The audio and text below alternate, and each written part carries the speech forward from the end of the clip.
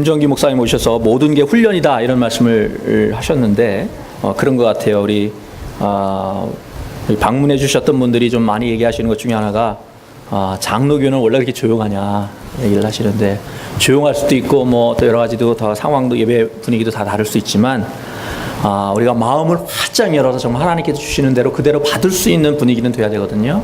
그런 점에서는 편안하게 여러분 마음속에 하나님께서 주시는 대로 또 훈련을 통해서 아멘도 하시고 또 마음을 나누시기를 그렇게 미리 부탁드립니다. 오늘은 얼마 전에 나누었던 먼지를 덮어쓰시고 찾아오신 하나님 기억하실지 모르겠는데 2탄입니다. 어제 거라지 세일을 우리가 했는데 아침에 시작해서 다 마치니까 오후 4시가 넘었어요. 그래서 샤워도 못하고 이제 책상에 앉았습니다. 설교를 준비하기 위해서 앉았는데 이런 생각이 들었습니다. 왜 예수님께서는 목수라는 직업을 택하셨을까? 유대인들은 납비들도 육체적인 노동이 드는 기술을 한 가지씩은 이게 익힌다고 합니다. 유대인은 아니지만 제1장로교회 덕장로님 몇 번 말씀드린 적이 있는 것 같은데 덕장로님도 그런 분 중에 한 분 같습니다. 그래서 스탠포드 PhD신데도 불구하고 여러분 이제 보시지만 이쪽에 단 위에 이게 아주 너무 잘 만들어서 캐비넷 비슷하게 창고 형태로 만들었는데 너무 잘 만드셨어요. 그래서 취미도 되겠지만 그 정도를 넘어서 쓰셔서 틈만 나면, 일을 쉬고 계시는 분이 아닌데 일을 마치시고 틈만 나면 교회로 쫓아오셔서 아무도 없이 혼자 열심히 짜시는 걸 보면서 그런 생각이 들었습니다. 장로님 자신의 집도 저렇게 정성스럽게 가꾸며 일하지는 못하지 않겠나 그런 생각을 해보았습니다. 사실 어떤 의미에서는 우리 육신의 장막을 꾸미는 일보다 하나님의 전을 아름답게 꾸미는 일에 더 사실 우선시해야 정상일 것 같은데 여러분은 어떠세요? 하나님이 거하시는 곳, 물론 하나님은 영이시기 때문에 그냥 단지 우리가 손으로 지은 이 건물에 계시지 않는다 그렇게 얘기할 수도 있지만, 그러나 우리의 마음을 담아두고 정말 하나님을 예배하는 이곳을 위해서, 여러분들 이것을 또 아름답게 꾸미기 위해서 과연 여러분 집을 꾸미는 것만큼 우리가 이렇게 열심히 꾸미고 있습니까? 그리고 더 중요한 것은 우리의 눈에 보이는 이 성전보다 우리의 마음 가운데 그리고 우리의 모임 가운데 세워질 하나님의 나라, 그 하나님의 나라를 아름답게 꾸며가는 것인 줄로 믿습니다. 그래서 어제 저희가 예상보다 훨씬 넘게 700불 이상의 수입을 벌어서도 좋았지만 더 감사한 것은 그렇게 함께 섬기는 가운데 또 우리 자신을 비워 그 가운데 예수 그리스도를 채워가는 예수 공동체 하나님의 나라를 세워가는 일이 과연 무엇인지 다시 한번 그렇게 깨닫게 하셨다는 사실이 너무 감사하고요. 또 많은 분들이 시간을 내어서 김밥도 싸시고 전도 부치시고 맛있게 잘 먹었습니다. 돈을 받아서 좀 쓰리긴 했지만 맛있게 잘 먹었습니다. 그리고 물건도 나르고 제 생각에는 난생 처음 세일 해보신 분도 계실 겁니다. 누구라고는 말 안 하겠습니다. 우리 강 PD님 아마도 세일 태어나서 처음 해보셨죠? 세일 직접 하셨습니다. 우리 규섭이도 수고 많이 했습니다. 어제 수고 많이 했습니다.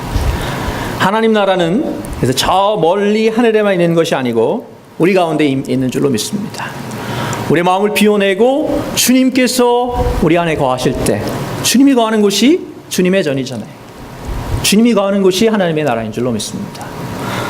그래서 주님께서 말씀하셨습니다. 심령이 가난한 자는 복이 있나니 천국이 저희 것이며. 오늘은 본격적으로 팔복 시리즈 4번째 시간입니다. 그래서 의에 줄이고 목마른 자는 복이 있습니다 라는 말씀으로 제목으로 오늘 말씀을 나누겠습니다. 표현이 참 재미있습니다. 의에 줄이고 목마른 자, 의에 줄이고 목마른 자입니다. 지금까지 살펴본 심령이 가난한 자, 그리고 또 애통하는 자, 온유한 자, 한번 생각해 보시기 바랍니다. 심령이 가난한 자, 애통하는 자, 온유한 자, 다 어떤 특성을 직접적으로 나타내는 것입니다. 그렇다면 오늘 네 번째 복도 어떻게 돼야 정상이에요? 논리 아시죠? 네, 추론에 가보면 심령이 가난한 자, 그리고 애통하는 자, 또 온유한 자. 그러면 이 네 번째 복도 어떻게 돼야 정상입니까? 추리가 전혀 안 되세요? 의로운 자는 복이 있나니, 그래야 맞잖아요, 연결이. 아닌가요? 온유를 추구하는 자 그러지 않았다는 거예요. 온유를 구하는 자 그러지 않았습니다. 온유한 자 그랬어요. 그런데 애통하는 자도 마찬가지고요. 애통해 하려고 하는 자 그러지 않았어요. 그죠? 근데 오늘 의에 대해서만은 의로운 자가 아니고 뭐라 그랬어요? 의에 줄이고 목마른 자, 이렇게 말씀하셨어요. 왜 그러셨을까요? 그런 생각 한 번도 안 해보셨죠? 왜 그러실까요? 왜 예수님께서 그러셨을까요? 의인은 없나니 하나도 없다. 만약에 의로운 자는 복이 있나니, 그러면서 하나님은 의인만을 찾으신다면, 그럼 몇 분 찾을 수 있을까요? 이 땅에서? 강 목사 낄 수 있을까요? 이미 돌아가셨지만 테레사 수녀 정도면 될까요? No one. 그 원더걸스 노래 중에 그런 노래 있더라고요. Nobody, nobody, 그죠?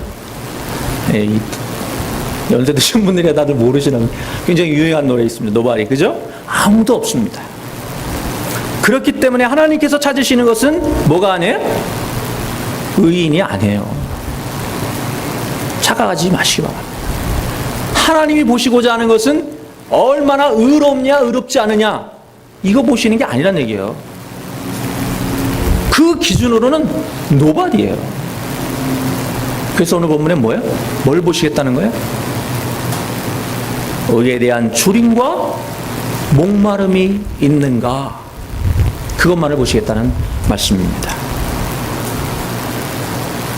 자, 그렇다면 먼저 우리가 살펴봐야 할 거는 오늘 본문에서 말하는, 그러면 의에 줄이고 목마른 자라고 할 때 의가 과연 뭘 가리키는 거냐, 도대체 의가 뭐냐, 이거를 따져봐야 되겠죠.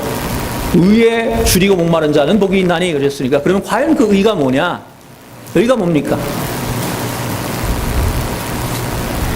한자로 오를 의자를 씁니다. 그렇죠? 오를 의자를 씁니다. 오를 의자입니다. 그런데 우리가 일반적으로 말하는 의하고는 좀 달라요. 오늘 본문에 나오는 의는 성경에도 여러 가지 의미로 의가 사용이 됐는데, 오늘 본문 속에 나오는 의는 우리가 흔히 말하는 정의, 이런 걸 말할 때 하는 얘기가 아닙니다.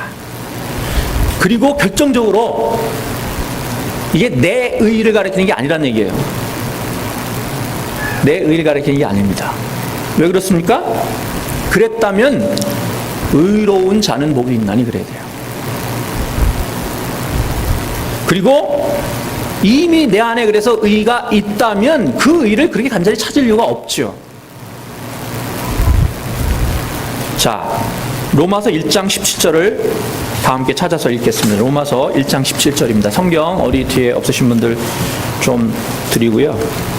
로마서 1장 17절입니다.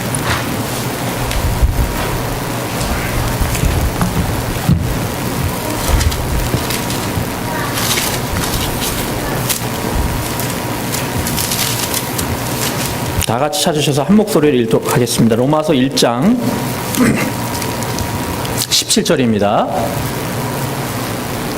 시작. 복음에는 하나님의 의가 나타나서 믿음에 이르게 하나니, 기록된 바 오직 의인은 믿음으로 말미암아 살리라 함과 같으니라. 아멘. 그러니까 이 의가 무슨 의인지 짐작이 되시죠? 이 의는 하나님의 의를 가리킵니다. 그래서 원어에 보면 우리나라 말에는 안 나와 있지만 의자 앞에 정관사 더가 붙어 있어요. 그러니까 그냥 일반적인 의가 아니고 그 의입니다.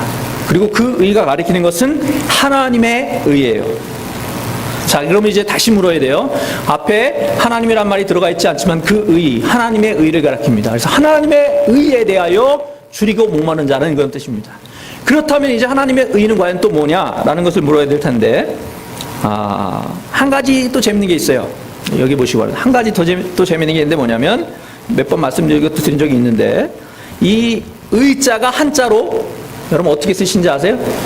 한자로 의자가 어떻게 됩니까? 아시죠? 네. 의자는 원래 한자잖아요, 그죠? 네, 한자로 하나입니다. 이해를 못하시는 분 대부분 이해를 못하시는 것 같은데, 의는 한자입니다, 그죠? 한자입니다, 그죠? 네. 아직도 이해 못하시는 분 옆에 분에게 물어보시기 바랍니다. 일반적인 의자는, 우리가 의자는 뭐 있습니까? 밑에 나자를 쓰고요, 그죠? 나자 위에 뭐가 올라앉아 있어요? 예, 한자 세대가 아니라서 우리가 쓰는 순서는 위부터 쓰지만, 보면 맨 밑에 아래에 나자가 있고 그 위에 양양자가 있습니다. 맞죠? 오르르자에 왜 양하고 내가 들어가 앉아 있는지 몰라요? 이유는 모르겠는데, 그것보다 더 하나님의 의를 제대로 설명하는 게 없습니다. 뭐냐 하면, 여러분 그 1인 양의 비유 다들 기억하시죠? 그 오를 의자를 딱 생각하면 1인 양의 비유가 딱 떠오르셔야 돼요. 여러분, 제가 말씀드린 적이 있습니다. 길 잃은 한 마리를 찾기 위해서 나머지 99마리 양을 들에다 두고 그 한 마리를 찾아 헤맵니다. 온 들을 찾아 헤매다가 겨우 그 한 마리 양을 찾았습니다. 그리고 흥에 겨워서 그 양을 어깨에 맸는데, 우리나라 말은 어깨에 되어 있지만 영어성에 뭐라고 되어 있었다 그랬어요, 제가? shoulders 된다고 말씀드렸죠, 복수로. 그래서 양 어깨에 그래서 걸터매고 내려오시는, 딱 오늘 오르자 맞잖아요, 그죠? 예수님이 딱 양을 이 어깨에 메고 오는 그 그림 그리시면 돼요. 그게 뭐예요? 하나님의 의예요. 그만큼 우리를 사랑하시고, 하나님의 의는 거기서 한 단계 더 나가죠. 어디까지 나아갑니까? 하나님의 의는 그 양을 위해서 자기의 목숨조차도 대신 내어주는 그러한 자기 희생의 의인 것입니다. 철저하게 자기 희생의 의예요. 그래서 우리가 붙들어야 하는 것은, 또 우리가 간절히 소원하며 추구해야 하는 것은 바로 이러한 하나님의 의, 자기 희생의 의라는 것입니다. 그리고 이것은 다른 모든 의에 대한 부정을 포함합니다. 이것은 다른 모든 의에 대한 부정을 포함합니다. 무슨 얘기냐면, 의에 줄이고 목마르다 이렇게 표현이 되어 있는데, 줄이고 목마르다, 한 절이니까 뭐 어려울 것도 없잖아요, 그죠? 줄이고 목마르다라는 이 표현이 또 어떻게 되냐면, 이게 감이절 우리한테 잘 안 옵니다. 왜냐면 아침 한 끼 안 먹었더니 배가 좀 고픈데 뭘 먹어볼까? 또 목이 좀 마른데 냉장고에서 뭘 꺼내 먹을까 할 때에 줄이고 목마른 그런 표현이 아니에요. 이 표현은 정말 굶어 죽기 직전에, 탕자의 비유에서 내가 모든 자존심 때문에 아버지 품으로 돌아갈 수 없지만 이제는 정말 줄여 죽게 되었구나 할 때에 정말 그 죽기 직전에 배고픔의 상태, 그리고 너무 목말라서 이제 막 목이 타들어가잖아요, 진짜 목마르면. 그리고 입이 막 말라붙고 그래서 탈수로 쓰러질 것 같은 그런 정도로 지금 갈증이 있는 그러한 상태를 뜻하는 단어들이에요. 오늘날 이런 경험 우리 못하잖아요. 근래에 이런 경험 해보신 분 여기 계십니까? 아무리 못 살아도 한국이나 미국에서는 이런 경험을 요즘 못해요. 유일하게 우리가 그래도 조금 비슷하게 경험해 볼 수 있는 게 뭐 있습니까? 금식기도. 이거 일부러라도 좀 해봐야 돼요. 오늘날 많은 현대인의 병, 뭐 육체적인 병뿐만 아니라 마음의 병도 사실은 너무 배부르기 때문에 그렇습니다. 금식기도 해보신 분들, 뭐 한 끼, 또 하루 이거 말고요. 금식기도 그러면 3일 이상이 돼야 이제 금식기도를 쓸 수 있는 겁니다. 자, 개인적으로는 제가 안 물어보겠습니다. 하셨는지 안 하셨는지. 저도 롱타임 후에만 경험해보니까, 돌이켜보니까 근래에는 뭐 한 끼, 뭐 하루 이상 해본 적은 없는 것 같고요. 하루 정도가 기껏이고, 정말 좀 길게 해본 것은 대학 때 해봤더라고요. 근데 3일이 넘어가면요, 금실이 3일이 넘어가면 여러분 통닭이 날아다니는 거 모르시죠? 이 살아있는 닭 말고 양념 통닭이 막 날아다닙니다. 그리고 눈을 감아도 눈을 떠도 예수님이 보이는 게 아니고 뭐가 보여요? 탕수육님이 보여요. 정말 배고프면 아무것도 기도를 해야 되는데 기도하면 예수님 보여야 되잖아요, 그죠? 그러려고 기도하는 건데 그래서 잘못 기도하면 이게 금식을 하면 아무것도 생각이 안 나요. 먹는 거밖에. 그래가지고 이제 앉아가지고 졸면서 쫙 배가 부으면 또 졸리기도 해요. 그래가지고 딱 나도 모르게 써내려가는 게 뭐예요?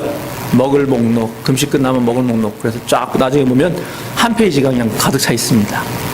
뭐 끝나고 나면 한두 개 먹으면 이제 더 이상 먹긴 싫어서 못 먹지만 금식은 적어도 그랬다는 거예요. 근데 그렇게 굶은 사람에게 정말 며칠을 굶은 그런 사람에게 그 굶주림을 대신해 줄 먹을 거 말고 다른 게 대신해 줄 수 있을까요? 이게 참 어려운 게 그런 경우 우리가 지금 근래 해본 적이 없단 말이에요. 정말 너무나도 배고픈 그런 사람에게 여러분 돈 갖다 주면 돈이 더 중요하겠어요? 빵이 더 중요하겠어요? 빵 한 조각 여기 1억. 네? 무인도예요. 네. 여러분 1억 진짜 좋아하시겠지만 그것도 상황에 따라 다른 거지. 지금 굶어 죽게 생겼는데 1억이 문제예요? 그죠? 심지어는 여러분 자식이라도 팔아서 진짜로 너무 배고프면 뭐 아무것도 다른 거는 대체할 게 없죠. 여러분 화장실에서 빵 드셔본 적 계세요? 제가 말씀드리는 화장실은 요즘 여러분 집같이 깨끗한 수세식 화장실을 얘기하는 게 아니고 퍼세식 아시죠? 퍼세식 화장실에서 빵 드셔본 분 계세요? 뭐 저만 군대를 갔다 왔나? 여러분 그 퍼세식 화장실에서 먹는 빵 얼마나 맛있는지 모르시죠? 향기가 솔솔 나고 그 향기와 함께 먹는데 지금은 하라 그러면 못할 것 같아요. 근데 그때는 정말 군대에서 근무 끝나고 밤에 왜 이렇게 배고팠는지 다른 데서 먹으면 걸리잖아요. 그래서 탁 너가 근무 끝나서 화장실 가는 척 하면서 가서 남몰래 먹던 그 빵의 맛 지금도 잊을 수가 없습니다. 여러분 그렇게 굶주린 사람의 그 배고픔을 채울 수 있는 것은 다른 걸로는 안 된다는 거예요. 오직 뭐밖에 없어요? 먹을 것밖에 없어요. 목마름은 더하다고 합니다. 이것도 우리가 요즘 경험해보질 잘 못하는데 주님께서 십자가상에서 목마르다라고 얘기하셨어요. 그냥 대충 목마르다 이런 게 아니고 십자가 이 형이 정말 참혹한 이유가 뭐 제가 안 당해봐서 모르지만 과학자들이 그런 얘기를 해요. 십자가형으로 죽는 거는 다른 것 때문에 죽는 게 아니라요. 십자가형이라는 것 자체가 무슨 결정적으로 어디 바로 치명상을 입힐 때를 죽이는 게 아니잖아요. 그죠? 뭐 의사 선생님이시니까 맞잖아요. 그죠? 십자가형은 바로 죽을 수가 없게 죽이는 거예요. 바로 안 죽어요. 왜냐하면 뭐 뇌를 어떻게 딱 한다든지 심장을 어떻게 해가지고 심장을 멈추게 한다든지 이런 게 아니고 손에 못을 박는 거잖아요. 그리고 발에도 못을 박는 거예요. 그죠? 그리고 매다는 거예요. 그러면 뭐 여러 가지 죽는 이유가 있는데 숨쉬기가 굉장히 어렵고 첫째는 하중을 다 받아야 되니까. 그리고 결정적으로 죽는 이유는 피를 다 흘려가지고 탈수로 죽는다는 거예요. 탈수로. 그렇기 때문에 예수님께서 목마르다. 그래서 여러분 전쟁 영화 같은 데 보면은 막 싸움하다가 예를 들면 그 총에 맞아가지고 피를 많이 흘린 사람들이 맥마정에게 뭐라 그래 죽기 직전에. 영화들을 안 보세요? 뭐라 그럽니까? 목마르다고 그러잖아요. 그러죠? 그러면 나중에 이제 물 한 통 주면 딱 마시고 이게 죽잖아요. 목마름의 그 갈증을 느낄 때 그거는 정말 뭘로도 어떻게 대신할 수 없는 거라는 거죠. 그런데 우리 주님께서 지금 말씀은 그러한 간절한 목마름과 그런 간절한 주림을 가지고 무엇을 하나님의 의를 찾는 사람은 복이 있다. 이런 말씀을 하신 것입니다. 그런 사람에게 지금 그렇게 간절한 주림으로 목마름으로 목말라 하는 하나님의 의를 목말라 하는 사람에게는 다른 것은 아무런 소용이 없다는 거죠. 오직 하나님의 의만 그 갈증과 목마름을 채울 수 있다는 것입니다. 주님은 이렇게 말씀하고 계신 거예요. 하나님이 다스리시고 그래서 그분의 뜻과 공의가 이루어지는 그날을 바라며 그 간절함 때문에 애간장이 녹고 가슴이 도려져 가는 같은 그러한 마음으로 소원하며 바라는 자에게 복이 있단다. 복이 있는데 그들의 소원대로 이루어질 것이다. 먼저 그들 속에 하나님 나라가 이루어질 것이고 그들을 통해서 하나님 나라가 이 땅에, 하나님의 의가 이 땅에 이루어져 갈 것이다. 사랑하는 성도 여러분, 우리 안에 저와 여러분의 마음 가운데 이 뜨거운 이 간절한 소망이 있으십니까?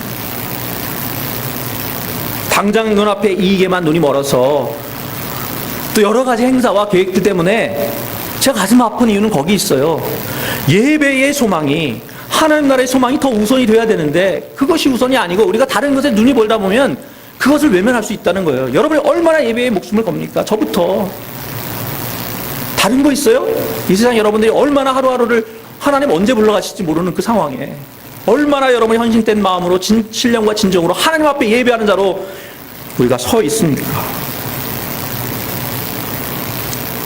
정말 목마른 사슴이 시냇물을 찾아 헤매듯이 그렇게 간절한 심령으로 하나님의 의를 바라며 소원하는, 그리고 그 나라와 그 일을 이루기 위해서 내가 가진 모든 것이라도 심지어 목숨이라도 기꺼이 내려놓을 만큼 그렇게 간절히 소원하며 바라며 나아가는 우리가 될 수 있기를 주님의 이름으로 축원합니다. 그때 하나님께서 우리의 심령 가운데 하나님의 의를 이루시고 이 땅에 우리를 통해서 하나님 나라를 이루어 가시는 줄 믿습니다. 마지막으로 구체적으로 이 의에 줄이고 목마른 사람의 구체적인 모습이 어떤 모습일지 한번 살펴보려고 합니다. 여러분, 나는 불의하고 싶다라고 말하면서 불의한 사람 없어요. 무슨 말씀인지 이해가 되시죠? 나는 불의하고 싶다 그러면서 불의를 행하는 사람이 없다고요. 심지어 스탈린이나 히틀러나 최근에 김정은조차도 수많은 사람들을 죽이면서 뭘 외쳤어요? 정의를 외쳐요. 정의의 이름으로 그렇게 합니다. 수많은 종교 전쟁이 그런 예들입니다. 의가 의로만 남아있을 때는 그것은 수많은 사람을 죽이는 악한 도구가 될 수도 있어요. 아주 흉악한 흉기가 될 수 있는 것입니다. 그래서 하나님은 우리가 일반적으로 생각하는 그 의의 새로운 해석을 덧붙이셨는데 그게 뭐예요? 하나님의 의는 그런 세상적인 의가 아니라 그곳에 자기 희생의 사랑이 더해진 의라는 것입니다. 하나님의 의는 의롭지 않은 게 아니에요. 의예요. 그러나 그 의의 잣대를 가지고 다른 사람을 죽이고 다른 사람을 정죄하고 판단하는 그런 의가 아니고 그 의를 이루기 위해서 대신 내가 그 모든 죄악을 짊어지는 자기 희생의 사랑이 그 속에 녹아 있는 것이 하나님의 의라는 것입니다. 그렇다면 그 하나님의 의를 바라보고 그 하나님의 의에 대해서 간절한 마음으로 찾는 사람, 우리들도 어떻게 해야 됩니까? 똑같이 그러한 자기 사랑의 희생을 그 속에 더할 때 비로소 그것이 참된 의가 되는 것입니다.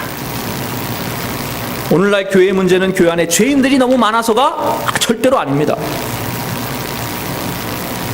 오늘날의 교회 문제는 교회 안에 죄인들이 많은 뭐예요?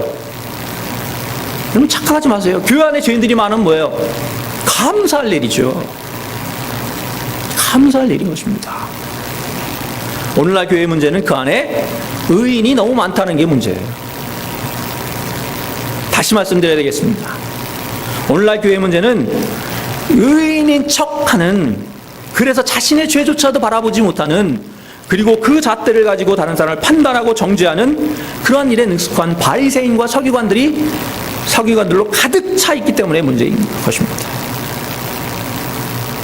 저는 저희 사랑의 장로교회가 감사한 것은 저희 사랑의 장로교회는 이제 정말 그렇지 않은 교회 같아요.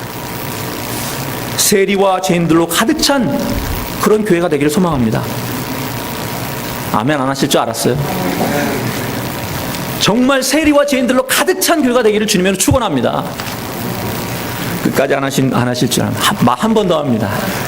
사랑의 장로가 정말 하나님께서 간절히 찾으시는 그러한 길 잃은 양들로 정말 하나님 한 분 외에는 다른 어떤 소망도 없습니다. 그것 때문에 이 자리에 앉아있는 사람들이 이 자리에 가득하기를 소원합니다.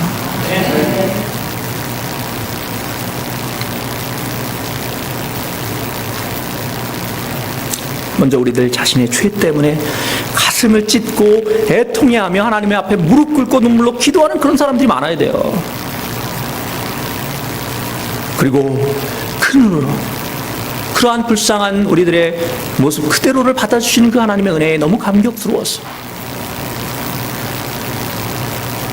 나의 이 작은 나에게 작은 죄를 그런 지은 사람 수많은 1만 달란트의 그 빛을 탕감받은 그것을 깨닫고 정말 나에게 비친 작은 자들을 향해서 큰 은혜, 그 은혜를 나눌 수 있는 그런 사람들이 우리가 되어야 될 줄로 믿습니다. 여러분 모르겠어요. 저도 요즘 많이 느끼는 건 가끔 많이 실망들을 하기도 합니다. 청년들을 바라보면서 참 요즘 청년들 어렵습니다. 저희 교회도 청년들이 자주 왔다 갔다가 오고 안 오고 그러는데 그런 모습 보면서 저도 시대로 실망합니다. 그러나 여러분 혹시 좀 불만스러운 복장으로 머리에 빨주 노초 파란보 이 색칠하고 또 이 슬리퍼 질질 끌고 또 똥꼬 팬티라 그러나요? 뭐 그런 거 입고 뭐 배꼽티 입고 그런 거 오셔도 환영해 주시기 바랍니다. 그런 복장으로라도 나오니 고맙다. 그렇게 우리가 그들을 품어줄 수 있기를 바랍니다. 그리고 진심으로 그들을 위해서 뜨겁게 그들을 더 사랑할 수 있도록 정말 그들 안에 하나님의 사랑이 깊이 녹아질 수 있도록 그들을 위해서 눈물로 기도할 수 있는 우리가 될 수 있기를 주님으로 축원합니다. 제가 요즘 여러분 많이 깨지고 있는 거 아시죠? 복음성가 가사 중에 하나님 아버지의 마음이라는 이 곡이 있습니다. 그 곡에 이런 가사가 있어요. 나의 온 몸이 아버지의 마음 알아. 우리 박선주 선생님 아시죠? 부를까 하다가 너무 시험 드실까봐 제가 참기로 했습니다. 찾아보시기 바랍니다. 너무 좋은 가사인데 저는 요즘 귀한 두 따님 덕분에 정말 온 몸이 아버지의 마음을 알아가고 있습니다. 알아가고 있습니다. 근데 저의 부족함 때문이라는 생각이 들어서 더 가슴이 아픈 거죠. 그런데 제가 탕자의 비유를 다시 한번 묵상하는 가운데 큰 위로가 되는 이 깨달음 하나를 얻었어요. 여러분 탕자의 비유에서 그거 아세요? 탕자의 아버지가 탕자를 괴롭혀서 탕자가 집에 나갔다? 아니면 탕자의 아버지가 탕자를 괴롭히지 않았지만 탕자가 집을 나갔다. 어느 게 맞죠? 1번 다시 할게요. 1번 탕자의 아버지가 탕자를 무지하게 괴롭혀서 탕자가 집을 나갔다. 1번입니다. 2번 탕자의 아버지는 탕자를 괴롭히지 않았지만 그럼에도 불구하고 탕자는 집을 나갔다. 2번 어느 게 맞나요? 어떻게 하셨어요? 그래? 너무나 당연한 얘기를 왜 뭐 그런 얘기를 하느냐 그러실지 모르겠는데 저는 이게 굉장히 은혜가 되는 거예요. 저는 이게 굉장히 은혜가 되는 거예요. 제가 정말 이 말 안 듣는 아이들을 보면서 내가 정말 뭘 잘못했을까 정말 가슴이 아팠거든요. Okay, look at here. 자,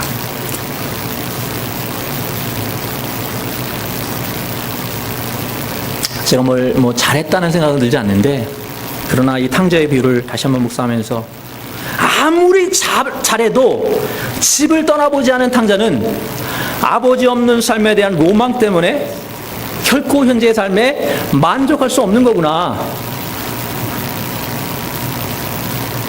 그리고 그런 탕자에게도 어느 날 깨달음의 순간이 오더라. 언제 옵니까? 언제 와요? 배고플 때. 근데 이게 약간 배고플 때, 조금 배고플 때가 아니고요. 오늘 본문에 나오는 것처럼 어떻게 해요? 추려 죽게 되었구나. 약간 배고플 때는 아직도 자기 힘 찾고요. 아직도 자기 스스로 쥐업 열매를 찾습니다. 그러나 정말 배고플 때, 그때 아버지와 아버지의 품을 떠올리게 되는 것입니다. 그래서 제가 이제 저희 아이들 유산조서 내보내려고 합니다. 네, 농담이고요. 뭐 가진 게 없기 때문에 내쫓겠다는 얘기도 아니고 정말 하나님께로 맡기기로 그렇게 다시 한번 다짐했습니다. 그런데 그것으로 다 되지 않고 뭐가 더 있어야 돼요? 다른 가지 조건이 반드시 더 있어야만 하는데 그것이 무엇이었습니까? 그렇게 정말 배고픈 순간이 왔을 때, 인생의 모든 문제에서 도저히 빠져나갈 길이 없고 마지막 막다른 골목에 부딪혔을 것 같을 때에, 그럼에도 불구하고 그저 말없이 나를 받아줄 수 있는, 그리고 용기 내어 그래서 내가 돌아갈 수 있는 그 아버지의 품이 나에게 있느냐, 그리고 아버지의 품이 과연 그런 품이냐 하는 사실입니다. 근데 성경이 말하는, 탕자의 비유가 말하는 핵심 메시지는 우리 하나님 아버지는 그런 아버지라는 사실입니다. 여러분이 그 어떤 죄를 지었든 간에 그 과거를 묻지 않으시고 여러분이 있는 그대로의 그 모습을 받아주시는 분이시라는 사실입니다. 그저 살아 들어왔다는 사실만으로 기쁨에 겨워서 잔치를 배설하시는 분이시라는 것입니다. 사랑하는 성도 여러분, 우리가 그 하나님 품에 안길 수 있기를 바랍니다. 이제는 돌아갈 때가 되었습니다. 세상 그 모든 것 우리가 다 추구해 봤잖아요. 그것이 우리에게 진정한 만족 줄 수 없다는 걸 이제 아시잖아요. 오직 하나님만이, 하나님의 품만이 나에게 참 만족을 줄 수 있는 줄로 믿습니다. 그 하나님 품으로 돌아가십시다. 그리고 우리도 그러한 품으로 다른 모든 사람들을 품을 수 있기를 바랍니다. 기도하겠습니다.